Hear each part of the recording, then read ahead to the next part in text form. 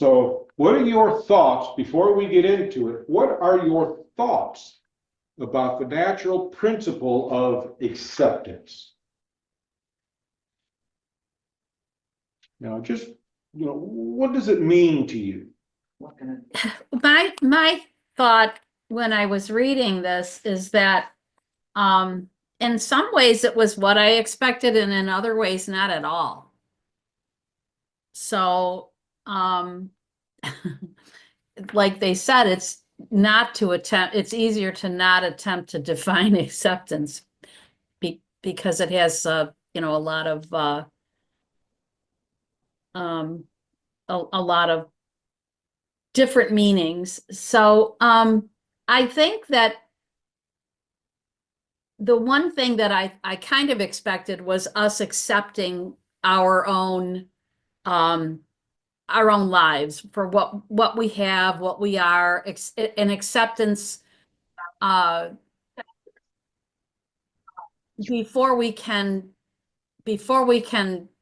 reach a higher place or reach a better life, maybe, is accepting what we already have.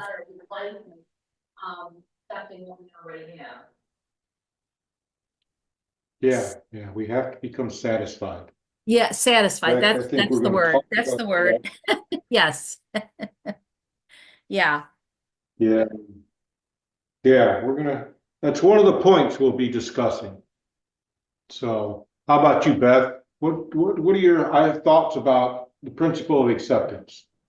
Well, I like how you went in and say, instead of trying to figure out what it is, let's describe what it is not. Mhm. Because that was very helpful, because otherwise, I feel like I'm traveling through a huge slinky sideways. I'm going up and around, oh, and then I'm passing myself again. Oh, and here I come around, oh, I'm passing myself again. And it's like, go forward, come back, go forward, come backwards. And eventually you get a few steps forward.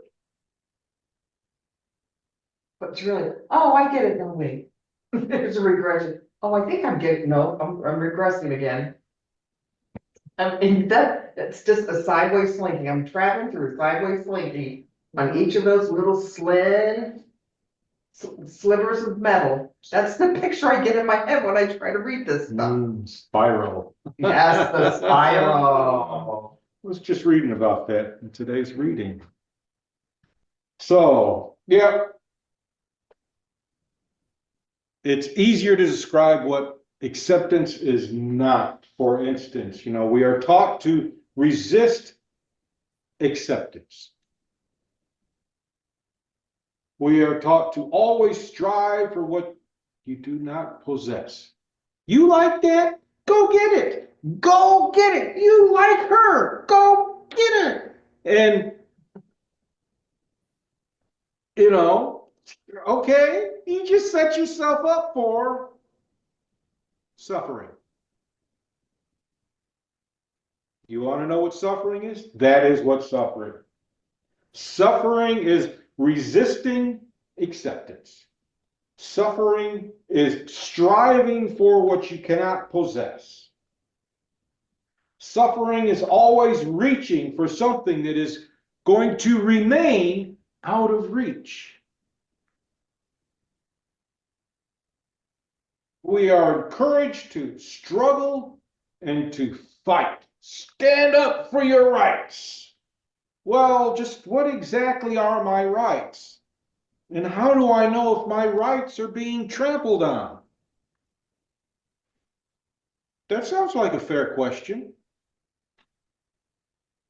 Of course, you have no rights except for whatever is given to you by whomever is in power. Those are your rights. Yes, we're in the United States. All people are created equal. Wrong. All people have equal opportunity to accept an opportunity or to dismiss an opportunity. That's where our equality is in our free will, the choice. That's where we are equal in, is choice. But we are not created equal. If we were created equal, there would be no need for the American Disabilities Act. There would be no need for it. So we are not created equal. But we all have choice. That is where we are equal, is in choice. We are not all equal because not all of us understand the choices that are presented to us.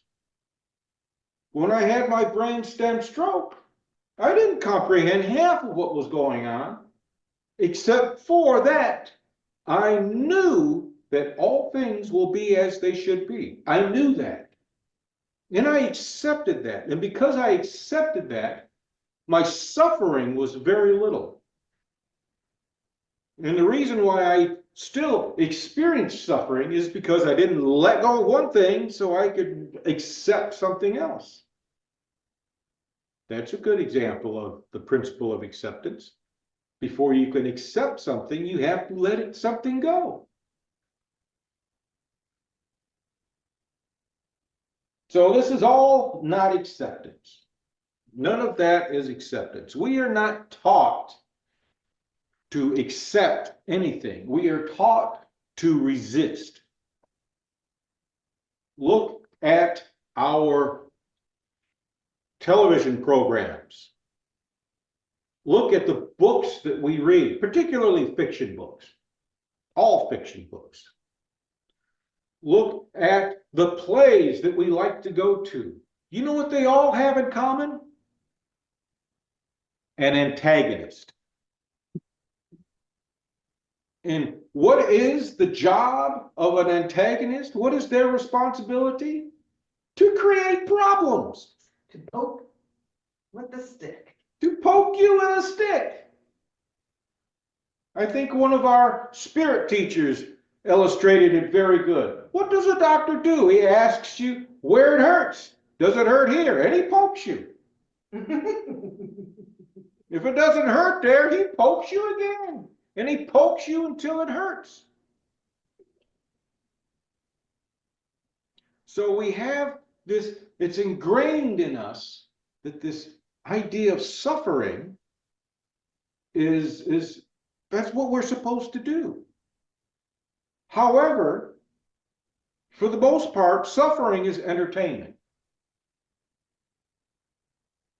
Because the main character in the book, in the TV shows, in the movies, in the plays, the main character is always doing what?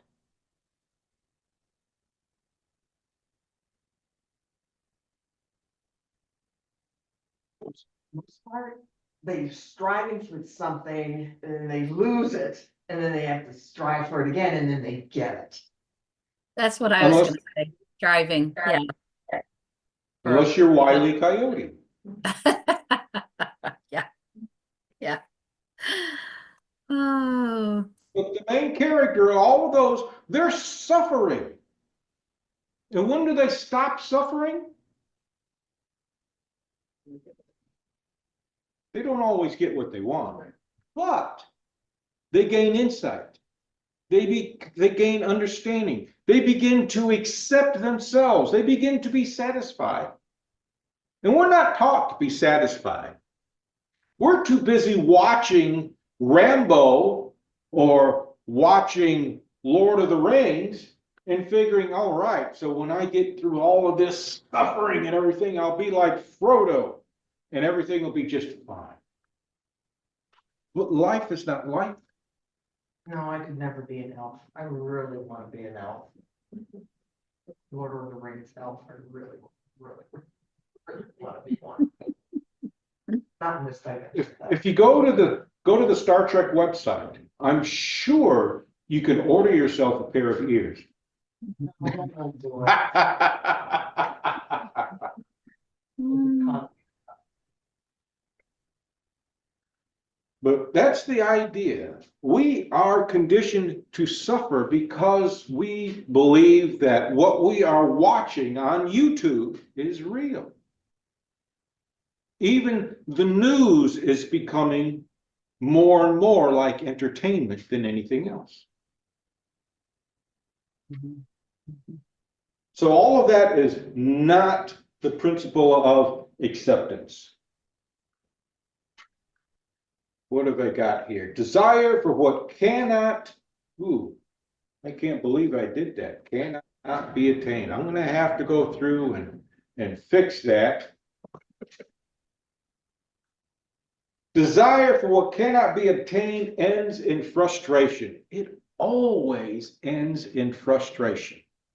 Always. And that's just a longer way of spelling suffering. Therefore, do not pursue what cannot be attained. This may appear to be avoidance, but this is encouragement to pursue what you are prepared to receive. For us to be prepared to receive, we must first become satisfied with what we already possess.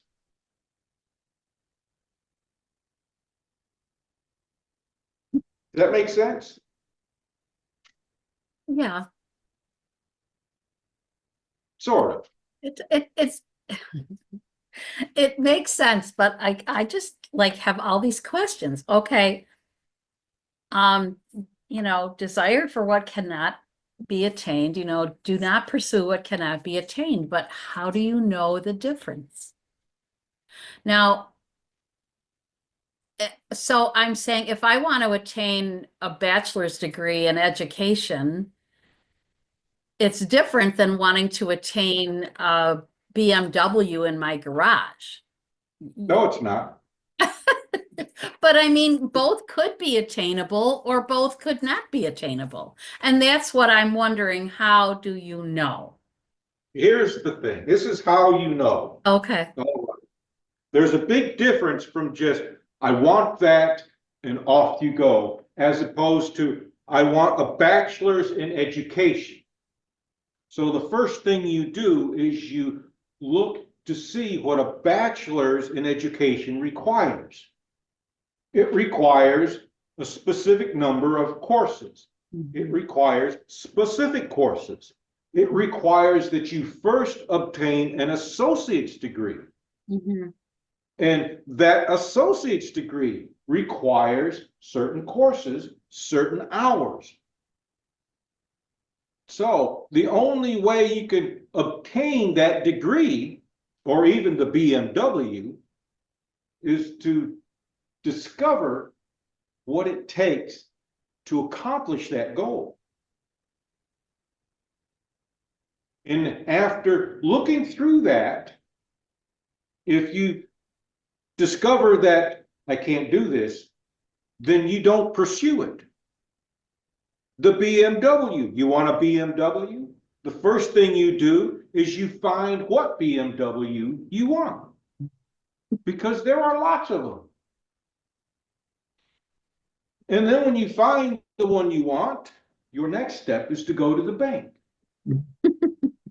And you talk to somebody about a loan. And then they tell you all the criteria. And if you cannot meet that criteria, then that BMW remains out of reach. So you can drive yourself nuts trying to get one. And, you can steal one. But that has its own consequences.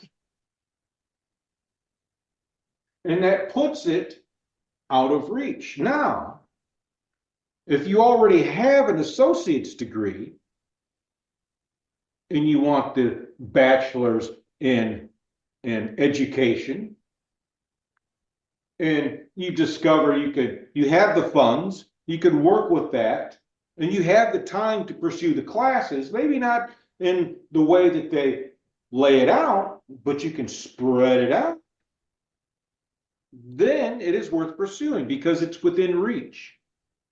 Huge difference. Okay. Okay. Huge difference. Okay.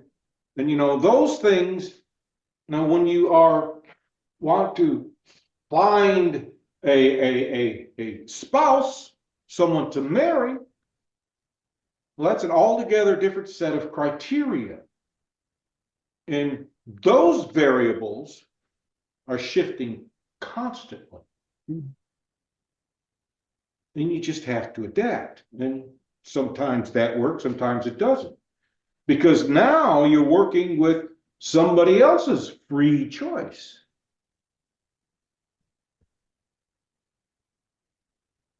So does that make sense for you? Yes, essentially like to research your desire.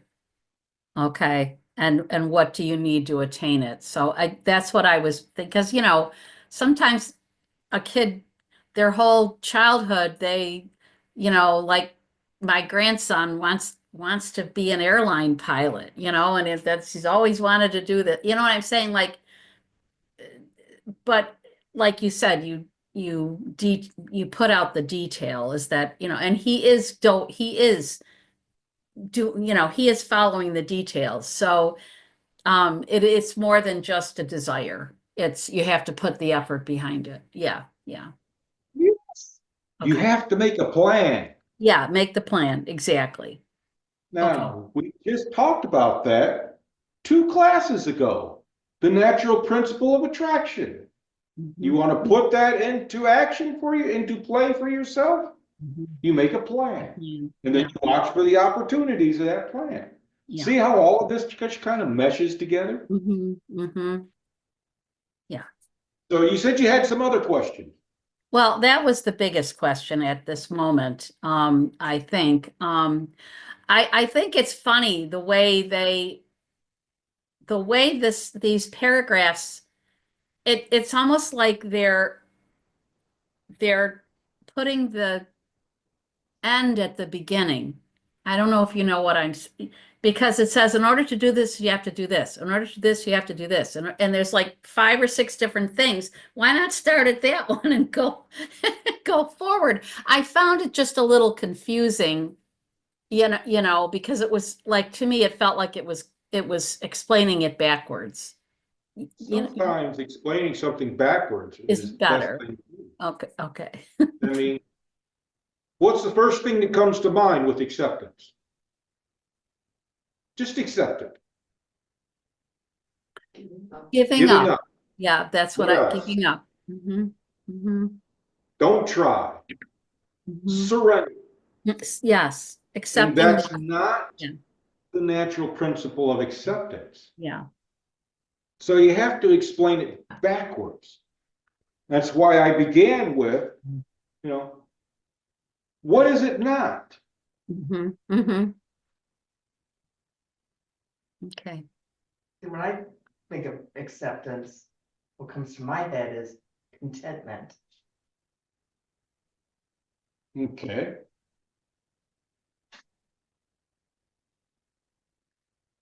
Am I content with this? Hmm. Yeah. Hmm. Hmm. Let's think about that this morning. Because I have my morning routine.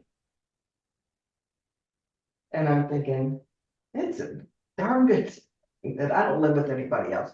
Because I really enjoy my morning routine and I don't want it interrupted. I don't want it diminished. Hmm. I don't want to put it on the back burner. I want to do it because, and it's content. It's like I have my little morning routine and it just starts my day right. It's like having Cheerios or Wheaties or whatever you want. Hmm. Yeah. So what are your thoughts, Sharon? I don't know, still kind of processing. I like the idea of, I like you, that you like your morning routine, I think. Um. It does set the day off in a good place, I think.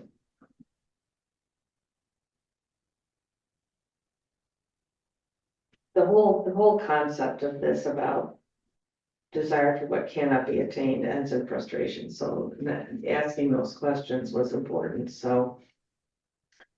Because I feel like, I don't know. I'd like to apply some of this to my own life, of course, but, I don't know, the jury's still out on that. But, Well, I'll tell you the secret. The secret to a lot of this is to not act impulsively. okay, That is your biggest secret. okay. When they talk about control your emotions, in fact, I think we get into empathy and emotional intelligence somewhere in here. When they tell you to do that, control your emotions, what they're really telling you is not to act impulsively. When we get angry and frustrated, what are we most likely to do? Something rash Mhm, mhm. or, or just drag it out longer. If it doesn't make it worse, then it elongates the situation. But it feels good at the time. But the consequences can be huge. A huge portion of people in the prisons are those people who acted through their emotions. They allowed their emotions to control them. They acted impulsively. Most of your TV shows are based on people who have no control over their emotions, or they give in to their emotions in a split second. They just, and they grab the nearest thing and start pummeling that person. That's your emotions. That is the secret. The linchpin to everything. Do not act impulsively. And if you can get that, you are on your way. Because that is key. Because when I first heard this principle of acceptance, I'm like you. The hell do you mean? Just take it? And that's not what it means to just take it. Mhm. Mhm. That's not what it means to just take it. Because, and I got this idea from reading Archie Baum's The World's Living Religions.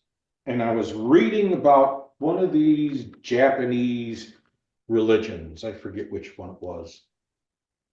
And there was this saying there, and I wrote it out too.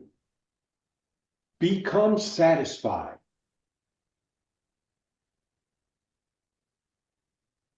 So, before you can attain, or rather, before you can attain more or something better, you must learn to become satisfied with what you already possess, which is to accept what you already possess.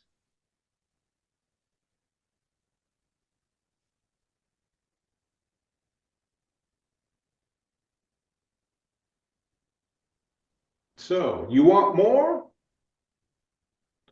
And you just go out and you get more? Look at all this stuff with Mr. Musk in the news. Declared the richest man in the world. The man appears to be so frustrated that he's making everybody around him miserable. Mhm. Because the role he's playing, he can accomplish it in a way that is not as dramatic as it is.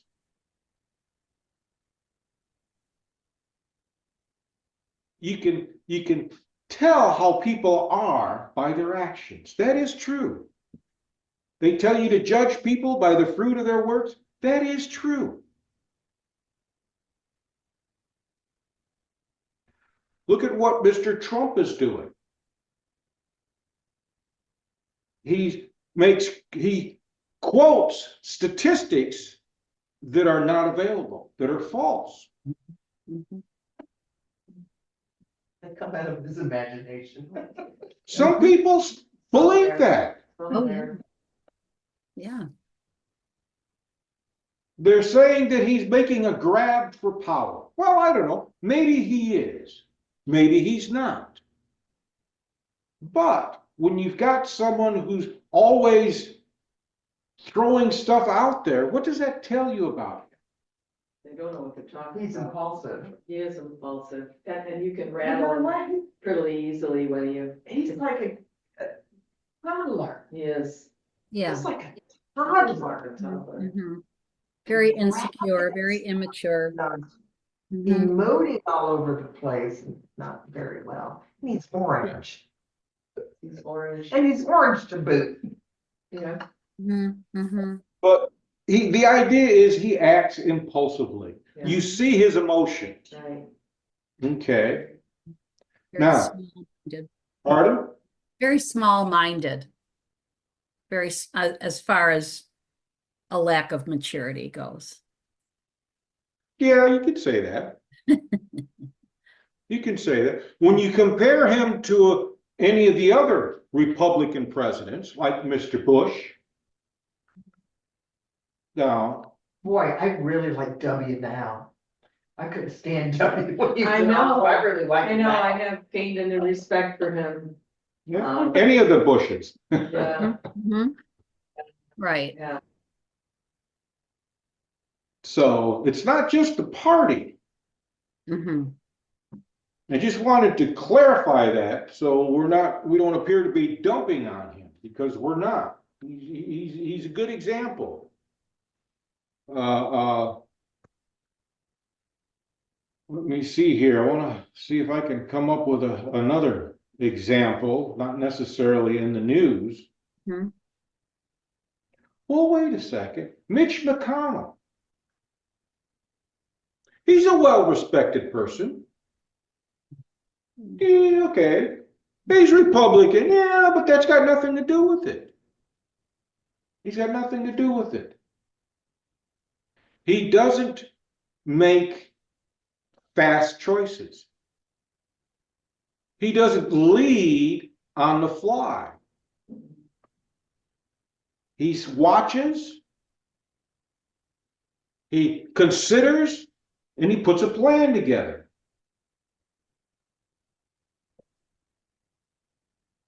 Yeah, these are different types of leaders. And those who are following them, they emulate those leaders. So you want you want something better, but you don't know how to get something better. Well, one, you make the plan. Two, you have to really understand why or how it will make things better. And before you can understand that, you have to understand what you have. Make sense so far? Mhm. Okay. I'm thinking about purchasing a new furnace. The furnace I bought, it's 20 years old. It's, it's getting up there, but it's still doing its job. And I can't understand why my therm report, efficiency report, is so out of whack. So I'm thinking maybe the furnace is messed up. So I'm looking at a new furnace and I'm asking these questions to myself. Well, they say this will make my bill go down, or not my bill go down, will improve my efficiency. But what really set my efficiency off? Was it the furnace? Or was there something else there? Of the two boarders that I have, none of them cooked until one of them had a heart attack. And they were told, stop eating out all the time. Stop eating that processed food. Stop eating that fried food. And deep fried chicken just tastes so good. Oh, yeah. Ooh. Oh, my God. Love it. Mhm. So now I have someone who's cooking. And I'm assuming the way they were raised is that you use hot water for everything. So they're going to soak a pot after they've used it. Put a little bit of soap in there, get the water nice and hot, and then fill it up. And then leave it, walk away. What happens when you walk away from a pot of hot water? Cools down. It cools down, exactly. Now, is it gonna make a difference if you start with cold water in the first place, with a little bit of soap?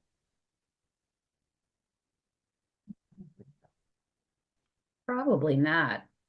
I don't know. I mean, warm water would suffice. It wouldn't have to be hot water.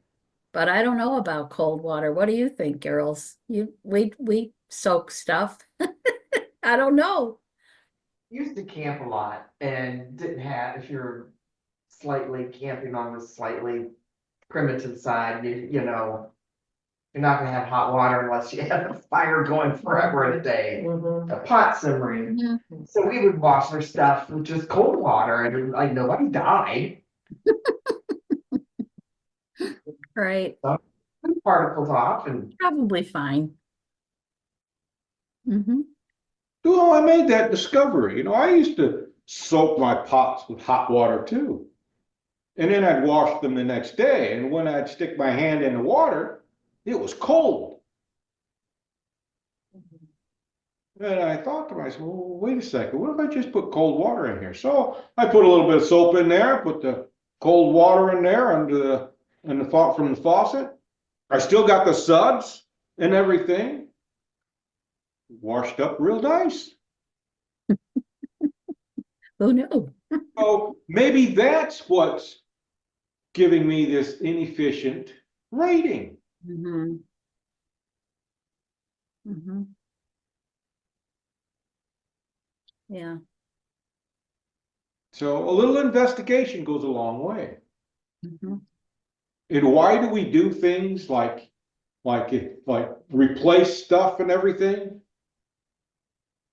It's because we're not satisfied with what we got. Let's just get rid of that and get something new. I like a car payment. Let's get a new car. I know people like that. But, if you're satisfied with what you've got and it's doing what it's supposed to do, and it's not creating problems for you, should you replace it?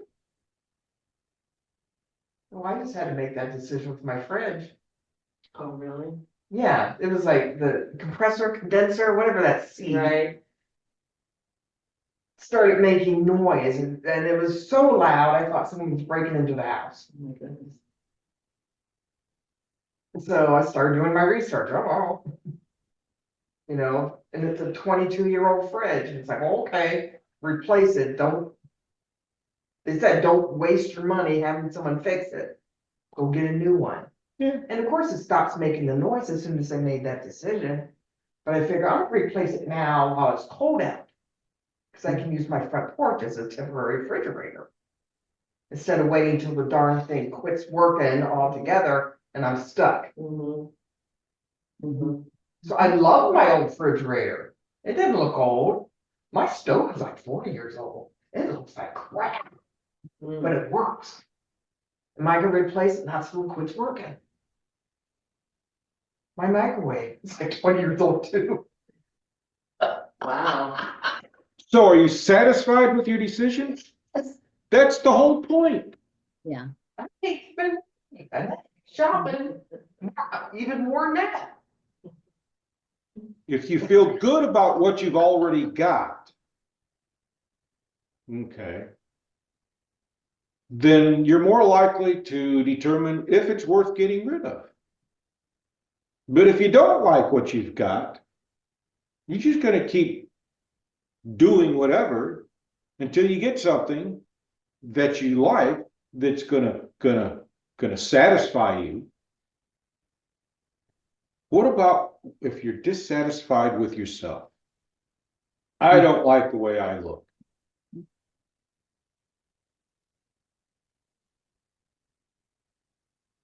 What do you do about that? You either change how you look or you change your mindset. Which is the better one? Changing your mindset. Changing your mindset is the better one. And you know, a lot of this hinges on having a goal, a plan. A lot of it hinges on all of that. Again, we're right back to this a different principle, but they're all applicable. They all just flow into each other. We cut it up so we can get a better understanding. And that's it, but they're all one. They all form a whole. So you become satisfied with what you've already have, so that when you do reach out for something else, you're not just reaching out because you have to or you feel you have to. Oh God, my refrigerator's out. I gotta get one. Oh man, I got 2 days to get a refrigerator. It's a whole lot harder to find a refrigerator in 2 days than it is. Well, I think my refrigerator's going out. Maybe I should start shopping around. Mhm.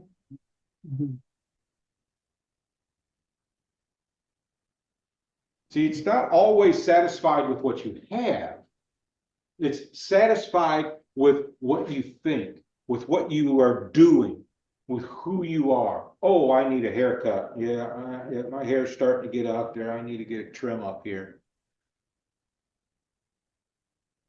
And I like the way it was when I got the trim. So am I going to go get a trim? Most likely, yeah. I was satisfied with it. They look good. Of course, you know, when somebody else tells me I look good, it makes it all that much better. So is all that making sense? Do you understand that? The whole idea of become satisfied? Yeah. Because the main thing that occurs when you become satisfied is you're not suffering.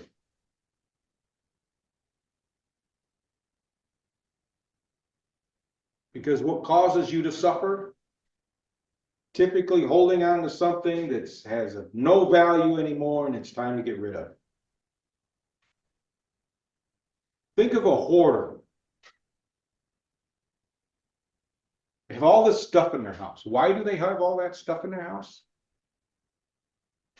They have emotional attachments to it. Their stuff. They may have emotional attachments to it. What else? Fear, insecurity. Insecurity. What else? Insulating yourself, protecting yourself, putting a wall around yourself with your things. There's one more. Afraid that you won't have enough. Mm-hmm.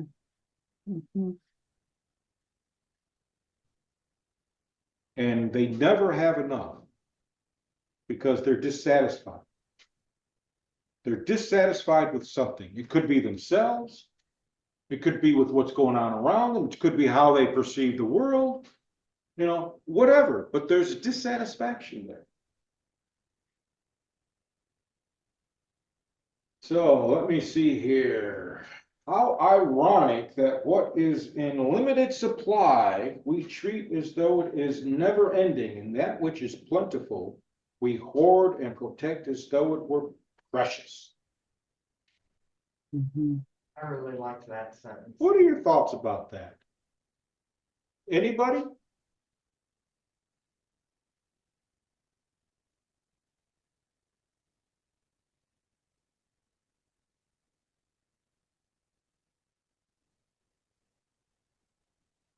I guess I don't have an answer for why it is. I need to think about it a little more. I mean, I understand the principle, it's true, but why?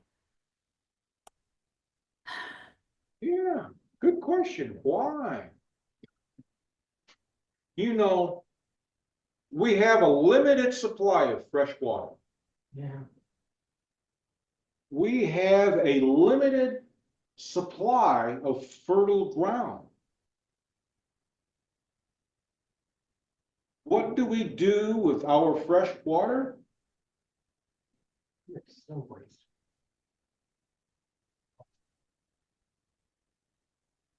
I really have to be mindful of it. The water run. Turn the water run. Turn it off. I do have this conversation in my head. Turn off the water. You're letting it run. You're wasting. I take very short showers.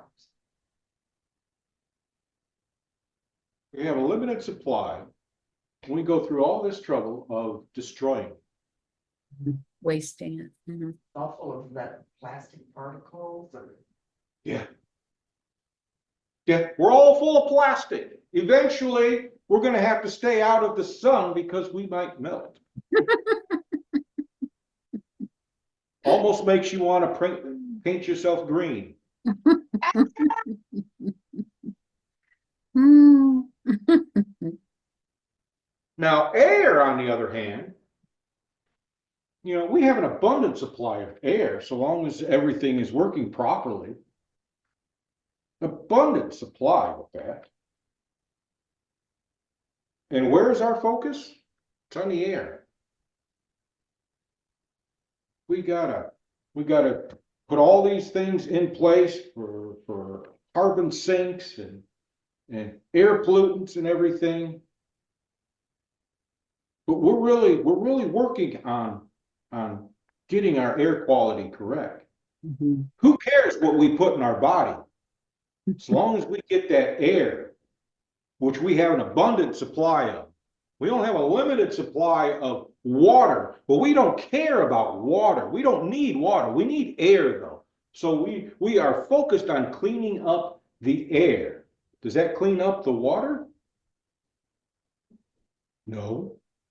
However, if you clean up the water, what happens with the air?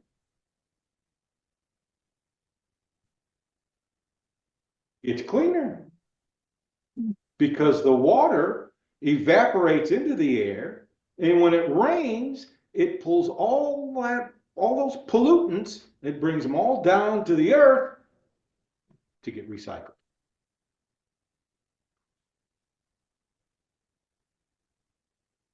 Hmm.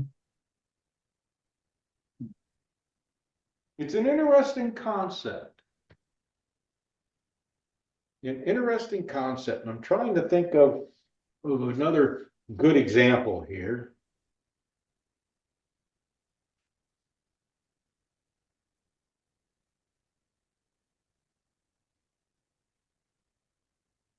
Let's see here. Well, let's look at money. Is there an abundant supply of money? For some people.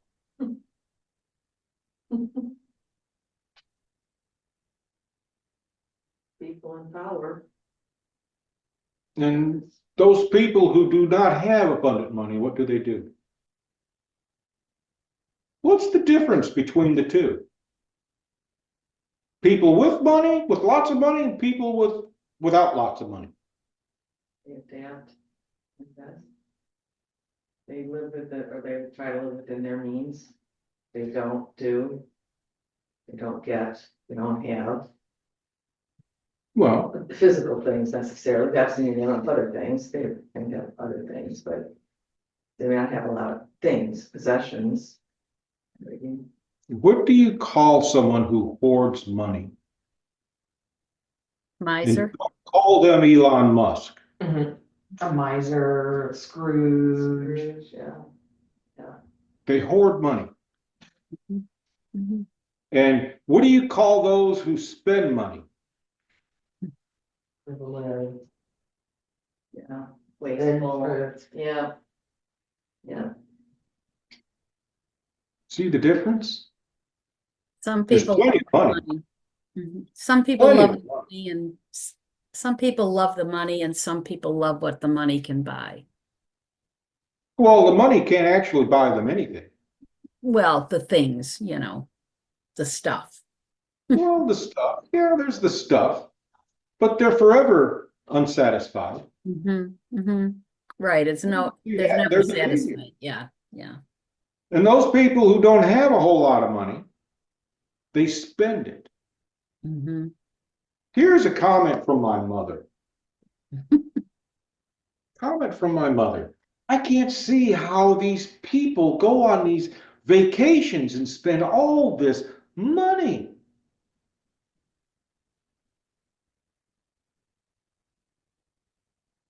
But those same people that go on those vacations, they usually feel good about themselves, don't they? It's only money. Yeah. Mhm. They enjoy the experience, they enjoy what they have, enjoy doing it, doing visiting places, and it's my vacation, I'm gonna do what I want. They're happy. Yeah, Mhm. yeah, yeah, They're happy. I get that. What happens if you have too much money? I would have no idea. I have no idea either. Well, would you have to work? No, Well, you might be No. miserable though. You really might be miserable if you don't have something to fill your days, because if you're just sitting around, getting, massages and facials and workouts and diets and all that other crap, if you're fill your day with all of those things that make you, you know what I mean, that's supposed to Look good. make you look good, feel good, all of that, and I'm sure that some of that's okay, but you have something a little more substantial, I would think, in your life to feel better about yourself, other than those things, just those things, I would think. Here's the thing. Money cannot buy you anything outside of goods. Cannot buy you anything outside of goods. We like to say it cannot buy you happiness, but if you're satisfied with what you bought with your money, then your money can buy you happiness. Right. However, money cannot buy you power. It cannot buy you respect. Well, Well- can't buy you respect, you're right Well, about that. if you want something done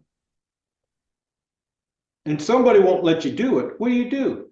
You give them more money, you give them more money until they say, okay, I'll do that. But is that power?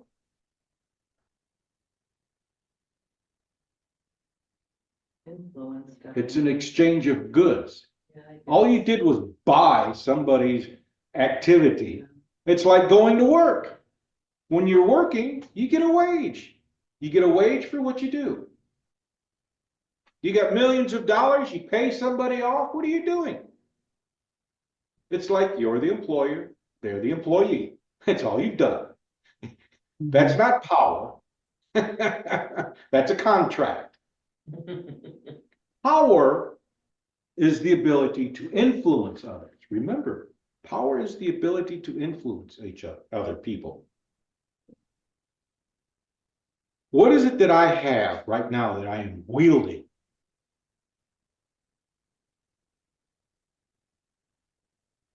your influence over us, your teaching. Exactly.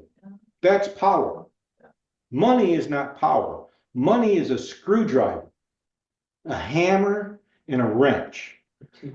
That's all it is.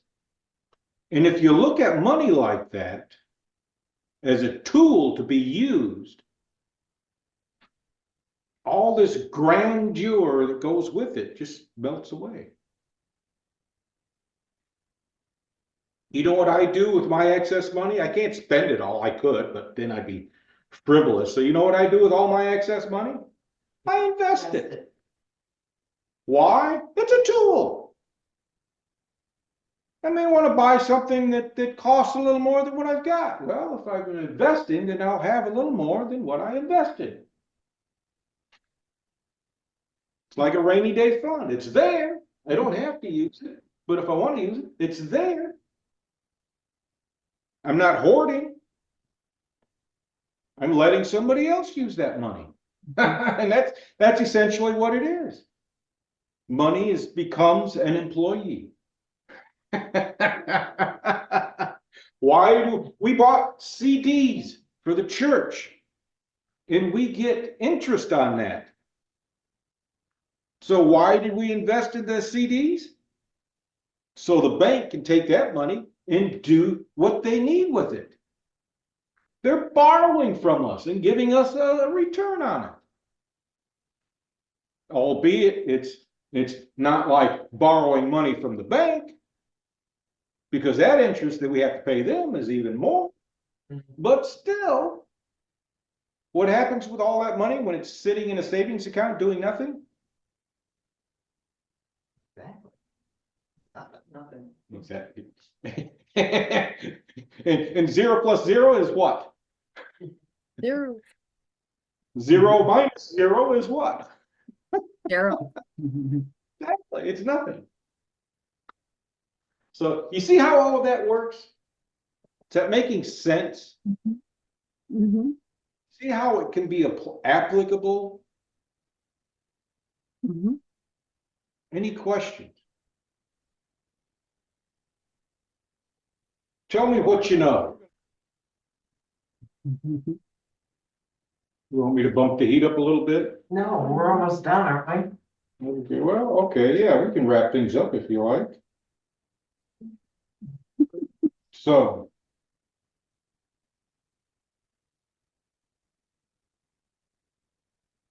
Each of us has a specific idea of what the divine is, and we operate within the confines of that idea.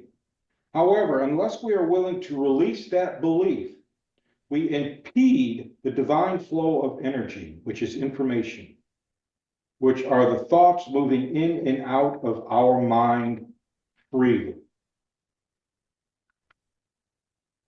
So what has that got to do with the natural principle of acceptance?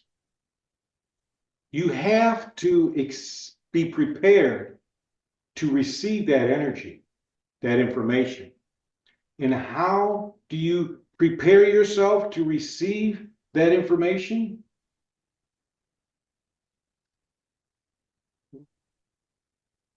There's a good cliche for that.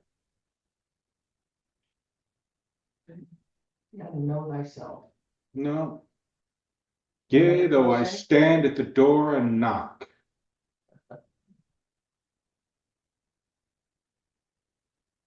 If Jesus is standing at the door knocking, how can he get in? Open the It's door. open. Open You the have to door. open it. But can he come in? You have to welcome him. Welcome him in. Invite him. Invite him. You have to invite him in. And because you have invited him in, you have accepted him. Does that make sense? You sit in meditation, you see all these thoughts going by and everything, and it's the same old thoughts and everything that's going by, and you're wanting new information. You want to, hey, I want to have one of these experiences that Beth's talking about. Yeah, I wanna have one of those too. Mhm. And the only way that can happen is if you invite it in. The only way to invite is to accept. You can say, yes, come in, and then turn around and throw them out. I mean, you invite Jesus in, if you don't pay any attention to what he's saying, have you accepted him? Mhm. No.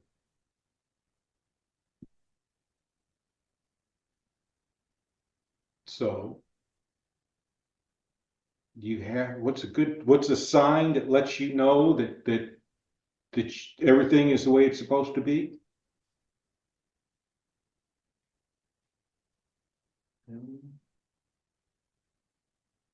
She knows. She's sitting there with a smile on her face. Feel content, the content, Content. contentment. Yes, contentment. You feel good. Mhm.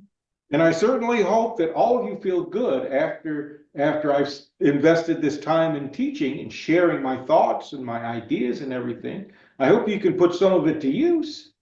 I hope you feel good after that. That's acceptance. That's acceptance. You have to feel good about it. Because if you don't feel good about it, you're wasting your time. Does that make sense? So what is satisfaction? Contentment. Contentment. She didn't sound too sure about that, but that's it. Contentment. If you're content, you are satisfied. If you're not content, then the only thing you can do is to look at how you can improve your lot. And the only way to improve your lot is to understand what your lot is. Does that make sense? Before you can go get to over there, you have to know where you are at. And that's the idea with this. That's the idea behind becoming satisfied. You are aware, you know. And when you are casting about looking for direction, you know where you're at. If you don't know why you're doing something, you need to stop doing it. And you need to figure out where you're at. You need to determine if it's helping you or not. And if it's not helping you, you need to figure out what you can do so it is helping you. It all comes back to you. Nobody can make you feel good. Nobody can make you feel bad. You do that all your own. And that's why your emotions are so important. Empathy is important because when you understand your emotions, you understand everybody's emotion. And when you see them reacting to their emotions, you can sit there and say, yep, that was me. That was me. I've done that. I know what's causing that. I know to keep my mouth shut until they settle down, and then I'll share it with them. When you know yourself, you pretty much know everybody else. That's what this is all about. That's how you can be beneficial to others.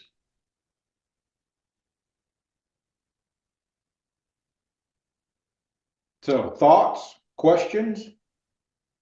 You said you had questions, Sandy. No, I think I got them answered. I think so. No,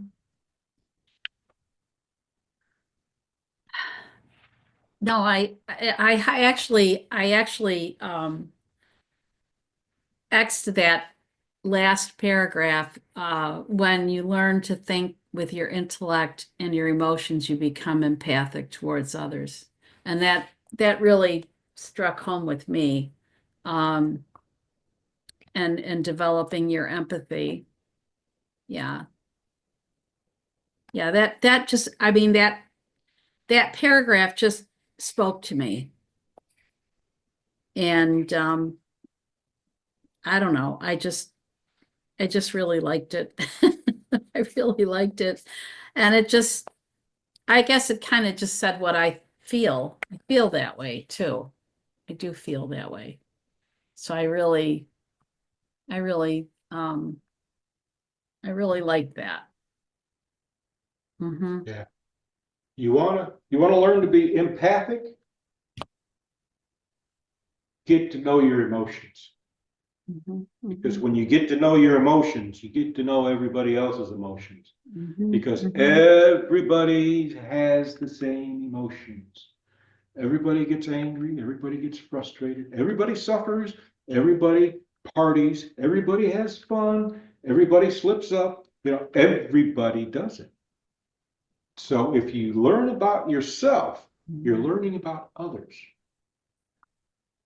And as you begin to understand your emotions, you can't help but introduce them to your thoughts, your reasoning. Yeah. Even if your reasoning is flawed, it's still important. Mm-hmm.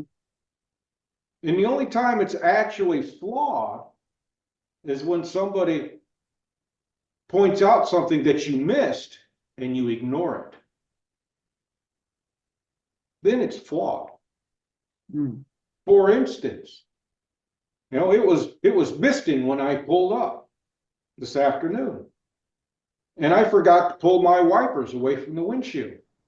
So if I go out there and I can't turn my wipers on, it's because my thinking was flawed because I didn't follow through. Mm-hmm. Mm-hmm. So Yeah. That, you understand that? I The do, importance I do. of that? Yes, yeah, yeah. Yeah, I really like that. Hmm. So, and this will help you understand the daughter's boyfriend. Yeah, yeah. There was something else in here that I read and it made me think of him. It wasn't that particular one, but it did make it, he came to mind. So we're on the same wavelength there. Yeah, yeah. Mm-hmm, mm-hmm. Yeah, So, so any other thoughts?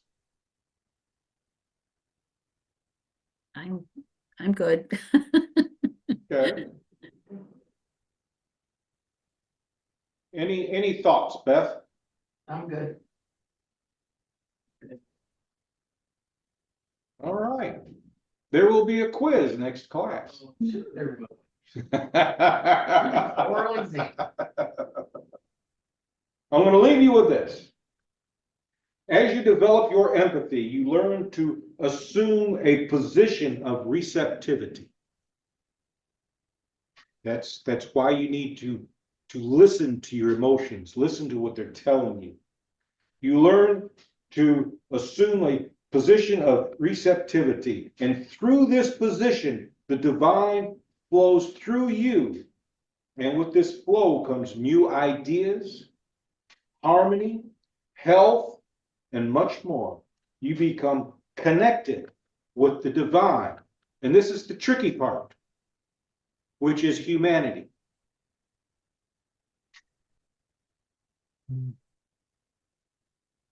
You begin to understand even those people that are in power that irritate the heck out of you.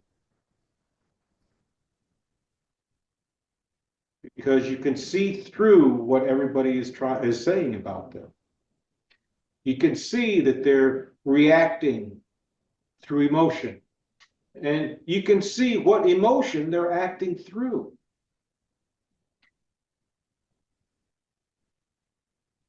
And what is it that a bully must have at all times in order to be a bully? Fear. Pardon? Fear. Nope, nope, Control. nope, It's fear. nope. Yes, it is. An audience. Oh, yeah, yeah. Mhm. Oh, that makes sense. Okay. Because I without thought an you were talking audience, about an emotion. Without an audience, they're nothing. and it's always the biggest audience. The bigger the audience, the bigger the bully. Yeah, like trouble. All right, so our next class is going to be about introspection. We move into the last chapter of all this, the last tray, or however you want to put it. We're in the last portion, and we will be looking at self-worth. So Is that, do remember, we have that? I'm sorry. I didn't mean, do we have that? it's on the website. I haven't